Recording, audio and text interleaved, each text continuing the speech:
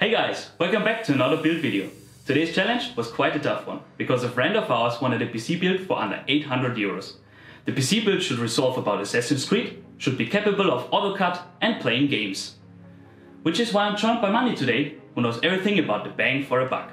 Today's video will be quite different than the others that we had before, because we'll go into detail of all the parts that we bought and give you some insights why we chose the components for the budget that we had. So Manny, let's get started.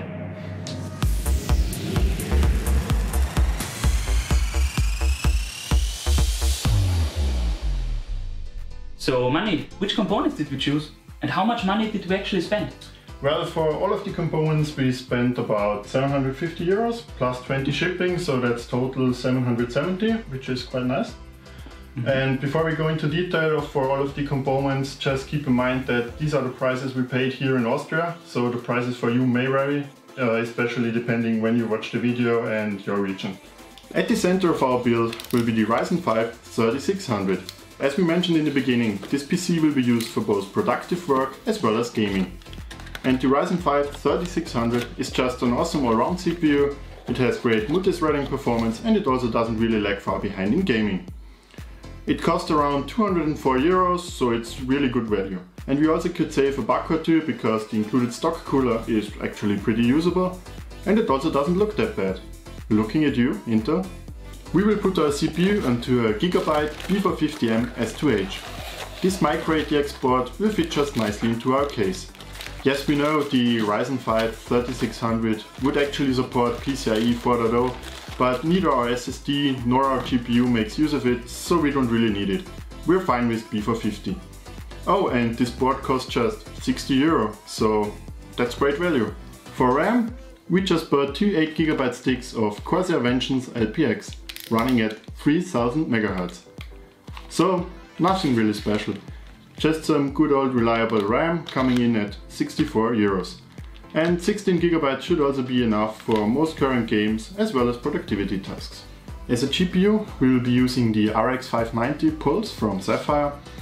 We would actually have liked to go with something more recent like the newly announced RX 5500, but sadly it wasn't available for purchase at the time and we needed to finish the PC, so it was no option. But the RX 590 should be more than capable for 1080p gaming, which should also reflect in the gaming test we will do later in the video. And we paid 199 euros for this card. For storage we're using 500GB of M.2 NVMe storage from Kingston. It's a bit slower compared to more expensive ones, but we only paid 69 euros, so that's a great value. Powering the PC will be the Corsair RM650. We paid 90 euros for this, but we don't really have a lot of space to waste in the case we're using, so we needed that fully modular power supply, which this one is. And generally speaking, we don't like to cheap out on a power supply and always go for that 80+ gold efficiency rating, which this one has. Last but not least, we got the Silverstone PS15. This mini tower case looks pretty great and it also comes with a tempered glass side panel.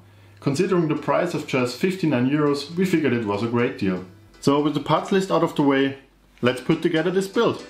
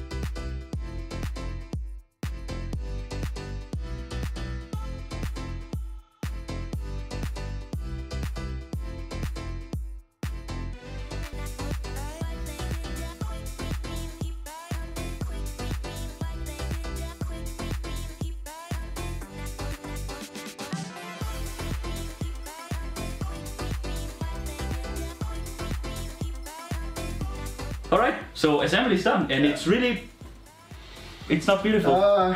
We should do something. Should we mod it? Yeah. Grand Garage? Grand Grand Garage. Yeah. Oh damn, forgot the PC.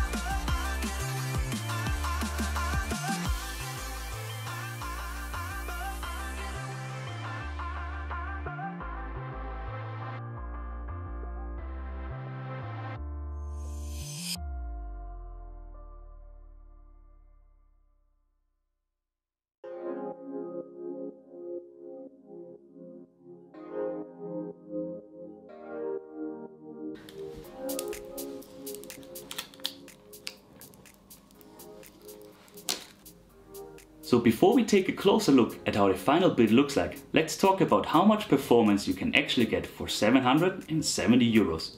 Starting off with synthetics. In the recent time spy we scored 4,889 points, which puts us right between a gaming laptop and a 4K gaming PC according to the results. In Cinebench R20 we managed to get a score of 3,418 points. This matches the first gen Ryzen 1700X, which is quite remarkable considering that the latter has 2 more cores. And keep in mind, we're using the stock cooler, so this is a great productivity CPU. Moving on to some games, we tested Shadow of the Tomb Raider and CSGO in 1080p. Manually cranking all the details in Tomb Raider to Ultra, we got a consistent frame rate of 60 FPS, sometimes dropping to the 50s in more demanding scenes. Using the high preset, we stayed well over 60 FPS throughout the whole benchmark. Playing a few rounds of CSGO, we managed to get about 200 to 250 FPS on the highest settings. So we were easily able to play all the casual games as well as most of the AAA titles on high settings in 1080p. Considering the price point of this PC, it's quite remarkable on how well it handled games like Tomb Raider. All things considered, it's a great bang for the buck and we were really pleased with the performance it delivers in productivity tasks as well as gaming. Not only does it perform well, but after all the modding that we have done, it's also visually pleasing. So now let's finally take a look on the complete build.